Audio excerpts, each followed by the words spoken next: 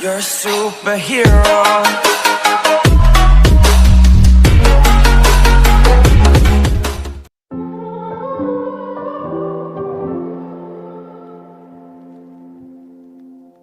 जो प्राकृतिक संसाधन है, ठीक है ना।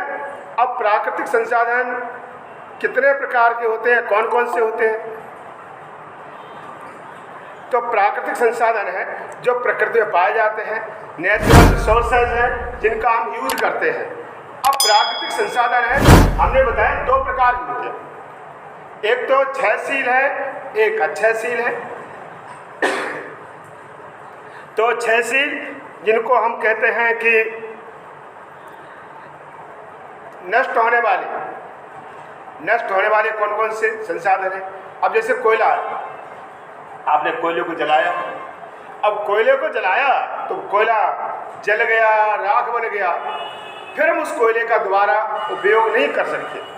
आप अपने वाहन में, मोटरसाइकिल है, कार है, आपने डीजल या पेट्रोल भरवा लिया कि हमें इसमें 1 लीटर, हमारे मोटरसाइकिल में 1 लीटर पेट्रोल डलवाया आपने, और आप उस मोटरसाइकिल से चलते हुए आपने यात्रा की, और यात्रा करने के बाद आपने देखा कि 1 लीटर में जितना उसको जाना था, जाने के बाद रुक गई। बोले क्या हुआ? कि पेट्रोल खत्म हो गई। अब वो जो खत्म हो गई पेट्रोल, वो दोबारा यूज में हम नहीं उसे कर सकते। अर्थात ये कैसे हैं? नष्ट होने वाले संसाधन हैं, इनको क्षयशील संसाधन कहते हैं, या ये अनवीकरणीय हैं।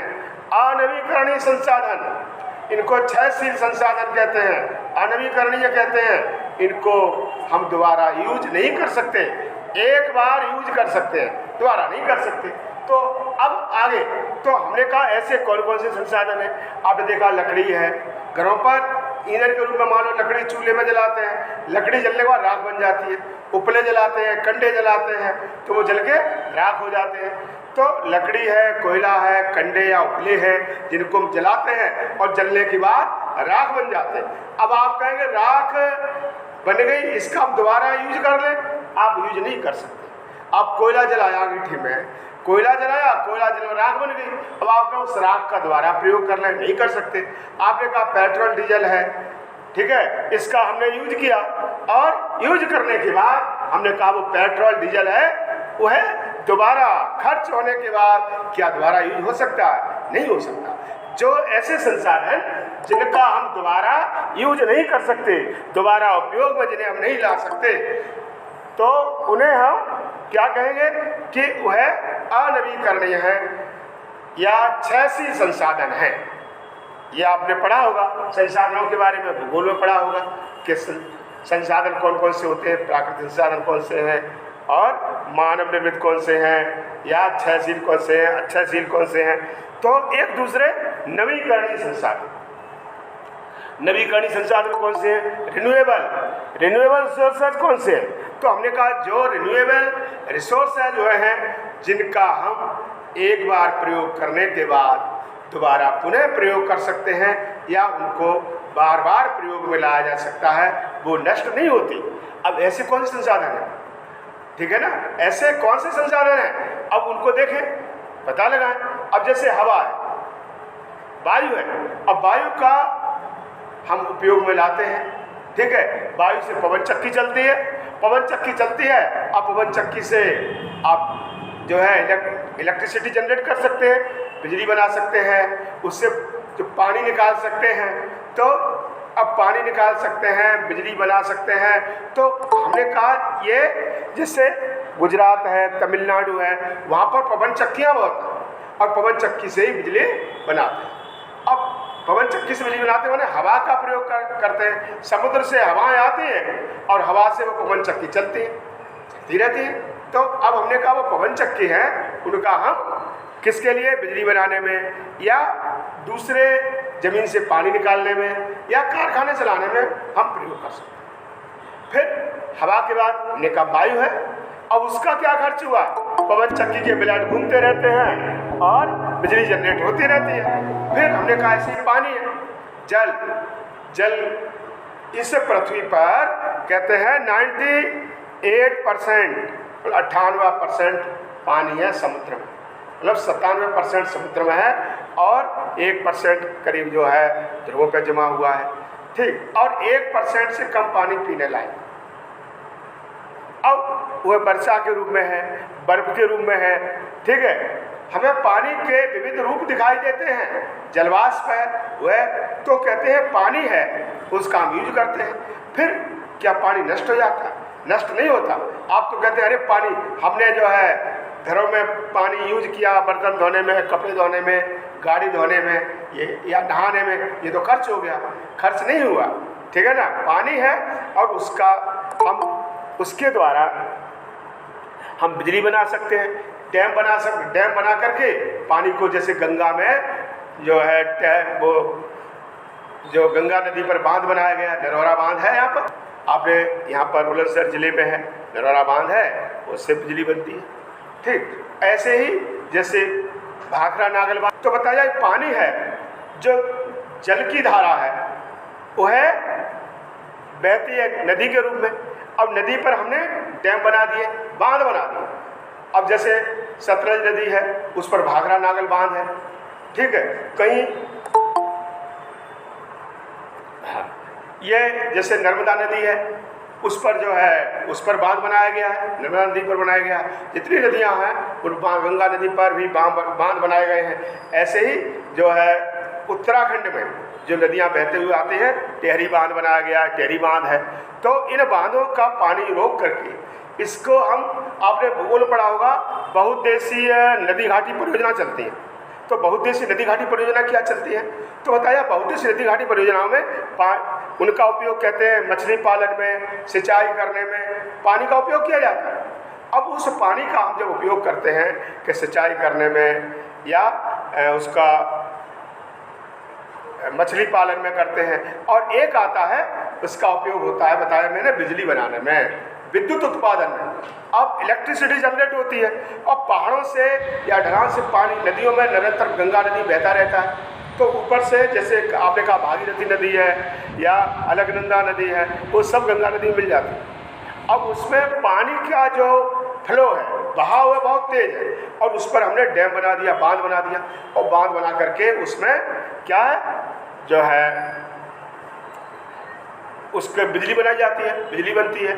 तो टरबाइन मशीन लगा देते हैं। तो बताया टरबाइन मशीन लगा करके विद्युत उत्पादन होता है और इसका कोई खर्च नहीं है। एक बार टरबाइन मशीन लगा दीजिए, जो नदी है, नदी में हमने डैम बनाया, बांध बनाया, और बांध बना करके उससे हमने उसमें बताया टरबाइन मशीन लगा दी। अब टरबाइन मशीन लगाने से बिजली जनरेट होगी, अब विद्युत जनरेट होगी, बिजली बनेगी। उस बिजली का उपयोग किसमें? कारखानों में, घरों में होता है। तो इसलिए हमने कहा ये कैसा है, अब बहते हुए पहाड़ों से भी नदी बह रही है, एक जगह बांध बनाया, फिर पानी गया आगे, फिर बांध बना दिया, और ऐसे कई बांध बनाए जा सकते हैं। और बांध बनाए जा सकते हैं, उन बांधों से बिजली जनरेट होती है। तो हमने कहा ये विद्युत बनाई जाती है पानी के द्वारा, पन बिजली कहते हैं इसे। क्या कहते हैं? पन बिजली कहते हैं। और तो पानी के द्वारा बताया, हवा के द्वारा, ऐसे ही सौर ऊर्जा है, सौर पैनल, उनको लगाया जाता है। अब सौर पैनल के द्वारा जो है सूर्य से जो सनलाइट आती है हमें मिलती है। देखा होगा जो गर्मी की ऋतु है, मार्च, अप्रैल, मई, जून, जुलाई, इनमें सबसे ज़्यादा सूर्य हमें दिखाई देता है, प्रकाश पृथ्वी पर पड़ता है। तो इसमें हम उसके द्वारा सौर ऊर्जा का प्रयोग कर सकते हैं, बिजली बनाने में कर सकते हैं। और उसके अलावा बिजली बनाने में तो होगा ही, इसके अलावा घरों में जैसे खाना बनाने में सौर कुकर बनाए जाते हैं, उसमें खाना बना सकते हैं। तो ये पंखे चलाने में, पंखे जैसे सौर ऊर्जा का उपयोग खाना बनाने में होता है, घरों में विद्युत का प्रयोग होता है और कारखानों में प्रयोग होता है। तो हम सौर ऊर्जा का प्रयोग कर सकते हैं। तो सौर ऊर्जा ये कैसे है? ये अक्षयशील है, ये नवीकरणीय स्रोत है, ये नष्ट नहीं होते, बार बार इनका उपयोग होता। चलिए बात आगे बढ़ा रहे हैं। फिर एक आता है ये कोयला है, ये ईंधन है, तो हमने कहा ये कोयला किस प्रकार का ईंधन है, या कोयला पेट्रोलियम किस प्रकार के ईंधन है? ये जीवाश्म ईंधन है। कैसे है? जीवाश्म ईंधन है। हम इनको यहाँ पर लिख सकते हैं, जीवाश्म ईंधन। ठीक,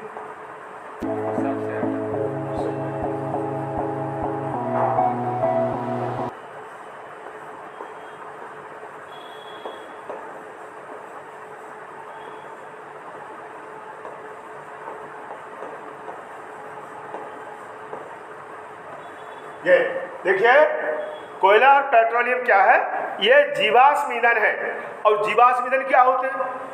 अब प्रश्न अगला आ गया कि जीवाश्म ईंधन क्या होते हैं। तो बताया जीवाश्म ईंधन आज से करोड़ों वर्ष पहले, लाखों करोड़ों साल पहले इस पृथ्वी पर घने जंगल थे। जब पृथ्वी पर घने जंगल थे तो इस पृथ्वी पर विभिन्न प्रकार के भूकंप आए या भौतिक जो परिवर्तन हुए, और भौतिक परिवर्तन होने के कारण भूकंप है या हम और भी सुनामी है, ये आज सुनामी आए होंगे, भूकंप आया होगा, इसके कारण आंधी तूफान ऐसे परिवर्तन हुए होंगे। इन भौतिक परिवर्तनों के कारण वो जंगल थे वह जमीन पर गिर गए और धीरे धीरे पृथ्वी की परतों में दब गए। पृथ्वी की परतों में वह घने जंगल दब गए और अधिक ऊष्मा और दबाव के कारण, अधिक ऊष्मा और दबाव के कारण वह जंगल थे कोयले के रूप में बदल गए। इस कोयले के रूप में बदल गए और वह जमीन की परतों में दबे हुए। किसके कारण? क्या बताया? अधिक ऊष्मा और दबाव के कारण वह जो जंगल थे, पेड़ पौधे थे या जीव जंतु रहे होंगे, पेड़ पौधे थे, वो कोयले के रूप में बदल गए। तो ये कोयला क्या है? जीवाश्म ईंधन है। पेट्रोलियम भी जीवाश्म ईंधन है। तो ये इसको हम काला सोना कहते हैं। कोयले को काला सोना कहते हैं। काला सोना कैसे क्यों कहते हैं? कि अधिकतर जैसे कोयले से बिजली बनती है। अपने यहाँ Kashipur power house Harduaganj thermal power project है, या हमारे यहाँ एटा में जवाहर तापीय परियोजना, जवाहर थर्मल पावर प्रोजेक्ट है, बनाए जा रहे हैं। और उन सब में जो बिजली का उत्पादन होगा वो कोयले से होगा। तो इसको हम जवाहर थर्मल पावर प्रोजेक्ट या जवाहर तापीय परियोजना, एक जैसे अलीगढ़ में है हरदुआगंज तापीय परियोजना है या हरदुआगंज थर्मल पावर प्रोजेक्ट है। तो ये किससे? कोयले से, कोयला और पानी की सहायता से बिजली बनती है। तो हमें ये अब बिजली बनती है। अब हम बात तो ये कर रहे हैं कोयला है। अब कोयला है जमीन के अंदर जहाँ दबा हुआ है, वहाँ पर कोयले की खानों से कोयला निकाला जाता है। जैसे छत्तीसगढ़ है, मतलब गोंडवाना क्षेत्र है। वैसे इंडिया में कहाँ है? हमारे यहाँ दक्षिण भारत में ये दिखाया गया है। जैसे ये काले निशान दिखाई दे रहे हैं आपको, इसमें हाँ दिखाई दे रहा होगा, जो ब्लैक मार्क है, यहाँ पर कोयले की भंडार कोयला है और उस कोयले का खनन किया जाता है। कोयले का खनन किया जाता है और कोयले का खनन करके कोयला जमीन से बाहर निकाला जाता है। ये देखिए कोयले का ढेर है यहाँ पर, ये कोयला है काले रंग का, इसको काला सोना कहते हैं। और बताया ठीक है। तो ये जैसे छत्तीसगढ़ है और पश्चिम बंगाल है, झरिया जहाँ पर कोयले की खाने हैं, ठीक है। तो यहाँ से ये कोयला निकाला जाता है। ये कोयले अब कोयला निकाला जाता है, ये दिखाई दे रहा है, ये यहाँ से पेड़ का यहाँ पर कोयला है, देखिए तो कोयला देखा होगा, ये दिखाया गया है। जंगल है, जंगल दब गया और दबने के बाद कोयले के रूप में बदल गया, ये कोयले का दिए। तो यहाँ पर ये खुदाई हो रही है। खुदाई होने में लेबर लगती है, ठेका उठते हैं कोयला मंत्रालय है इसी के लिए। तो कोयला एक पेट्रोलियम मंत्रालय है, तो वहाँ से कोयला खुदाई होती है खान में यहाँ पर, मतलब जमीन के अंदर। अब कोयला जो खुदाई करते हैं वहाँ पर कभी कभी जो है कौन सी मार्स गैस निकलती है, इसको मैथेन गैस कहते हैं। और जैसे आपने जो धूम्रपान का निषेध है वहाँ पर, अगर आपने जैसे बीड़ी पीने की या माचिस तिली जलाई, लाइटर जलाया, आग लग जाएगी। और कभी कभी रगड़ से या वहाँ पर आग लग जाती है कोयले की खानों में। अब वहाँ पर बहुत से मजदूर भी मारे जाते हैं जमीन के अंदर, मतलब 1 किलोमीटर गहराई तक खुदाई करके कोयला निकाला जाता है। और ये कोयले का सीमित भंडार है, कोयले का सीमित भंडार है। और उसको हम कोयले को निकाल करके ये वाहनों से फिर यहाँ मालगाड़ी के द्वारा अब जैसे हमारे जवाहर तापी परियोजना है, अभी रेलवे लाइन नहीं बिछी है, एटा से जवाहरपुर गांव है, ठीक है, तो एटा से जवाहरपुर ये करीब 15-16 किलोमीटर है, तो वहाँ तक लाइन बिछाई जा रही है। लाइन बिछाने का सर्वे हो गया है, लाइन बिछेगी और फिर मालगाड़ी के द्वारा कोयला है जवाहर तापी परियोजना है वहाँ पहुँचाया जाएगा और उसके बाद वहाँ पर बिजली बनने का कार्य शुरू होगा। तो अब बताया ये यहाँ से जो कोयला जैसे आया मालगाड़ी से, जैसे अलीगढ़ में है हरिद्वारगंज तापी परियोजना है, हरिद्वारगंज तापी बिजली घर है वहाँ पहुँचाया, तो जहाँ जहाँ तापी बिजली घर है वहाँ पहुँचाया जाता है। पहले यहाँ पर ट्रेन थी, आज ट्रेन आप पहले आपने देखा होगा कासगंज में भी ट्रेन पहले कोयले से चलती थी, कोयले से चलती थी। तो अब बताया कोयला जब जलता है तो धुआं निकलता है, धुएं के कण हैं, धुआं हानिकारक है हमारे स्वास्थ्य के लिए, तो इसलिए अब वो ट्रेन बंद कर दी, डीजल वाली ट्रेन आई। और अब बोले डीजल भी ये सीमित भंडार है, तो इलेक्ट्रिसिटी बिजली से चलने वाली ट्रेन है, लाइन से चलने लगी है, बिजली से चलने वाली ट्रेन है, वो चल रही है। यहाँ से आपको मथुरा जाना हो, कानपुर लखनऊ जाना हो या बरेली जाना हो तो किससे जाएंगे? आप ट्रेन से जाते हैं, बिजली वाली ट्रेन है वो चल रही। लेकिन और इसमें सरकार है अधिक से अधिक तेज चलने वाली रेलगाड़ियाँ हैं, बिजली से चलाई हैं। तो बताया कोयले से ये जो बिजली घर है वहाँ पर बिजली बनाने के लिए कोयले का उपयोग होता है।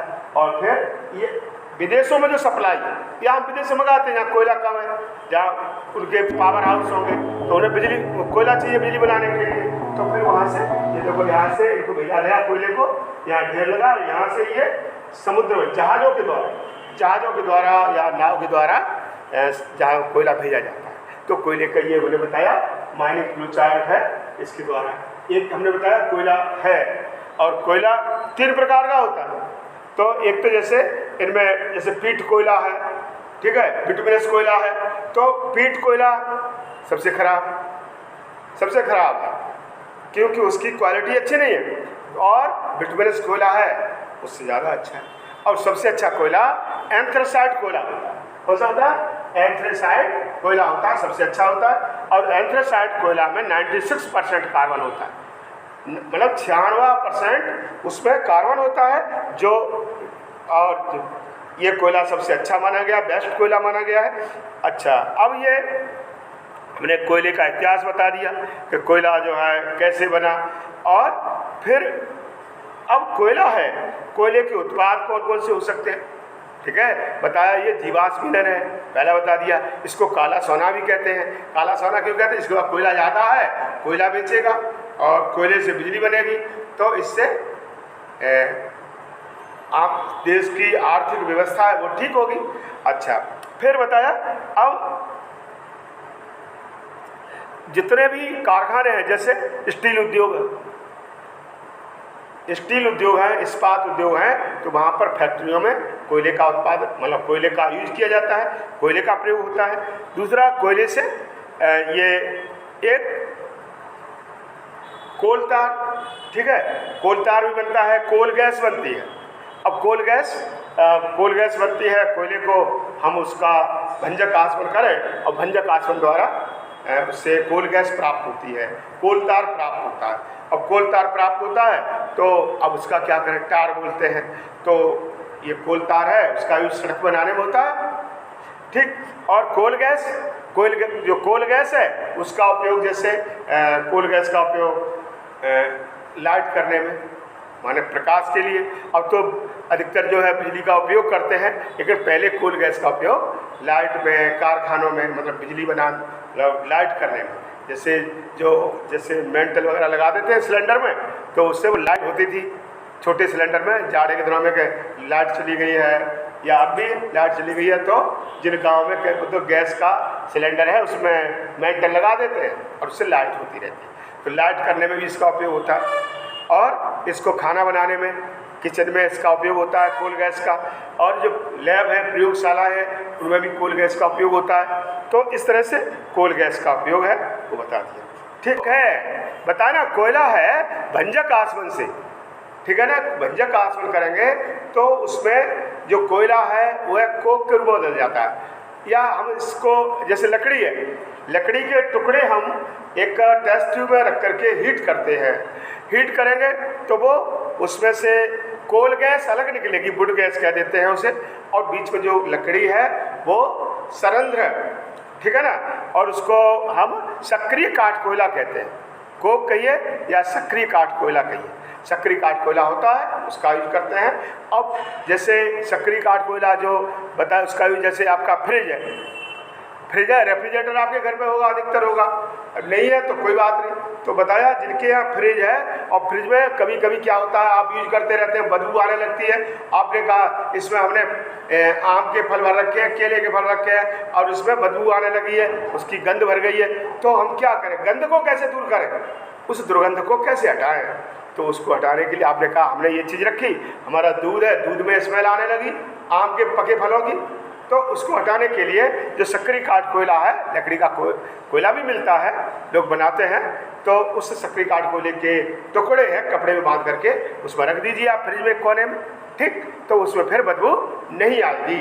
ये हम आपको बता दे रहे हैं। और तो ये कोक है, सक्रिय काठ कोयला होता है, और ये सरंध्र होता है, छिद्रयुक्त होता है, तो इसको भंजक आसन से प्राप्त करते हैं।